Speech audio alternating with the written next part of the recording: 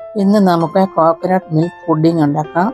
അതിനായിട്ട് ഒരു തേങ്ങയുടെ പാലാണ് എടുത്തിരിക്കുന്നത്. അത് മിക്സിയിലിട്ടൊന്ന് അടിച്ച് കുറച്ച് വെള്ളം കൂടെ ഒഴിച്ചിട്ടൊന്ന് അടിച്ചെടുത്തതാണ്.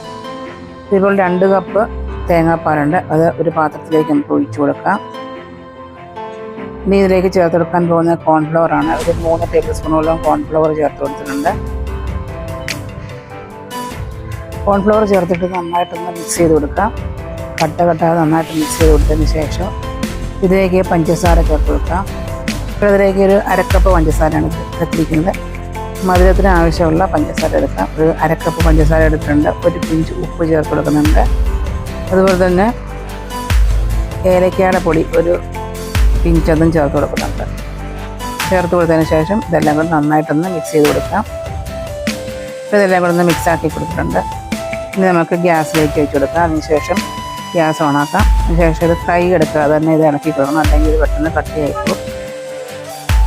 ചെറിയ തീയിലിട്ട് ഇതേപോലെ നമുക്കൊന്ന് ഇളക്കി കൊടുക്കാം. നല്ലതായിട്ടൊന്ന് തിള വരുമ്പോഴേക്കും നമുക്ക് ഗ്യാസ് ഓഫ് ചെയ്യാം. ഇത് റെഡി ആയിട്ടുണ്ട്. നമുക്ക് ഗ്യാസ് ഓഫ് ചെയ്തതിന് ശേഷം പാത്രത്തിലേക്ക് മാറ്റാം. ഇത് തണുത്തതിന് ശേഷം ഫ്രിഡ്ജിൽ വെച്ചിട്ടൊരു 3-4 മണിക്കൂറോളം വെക്കണം. ഒരു 4 മണിക്കൂർ വെച്ചതിന് ശേഷമാണ് എടുത്തത്. അപ്പോൾ നമ്മുടെ കോക്കനട്ട് മിൽക്ക് പുഡിംഗ് ഇവിടെ റെഡി ആയിട്ടുണ്ട്. അപ്പോൾ നമുക്ക് വീണ്ടും പുതിയൊരു രാവിലേക്കും ബൈ.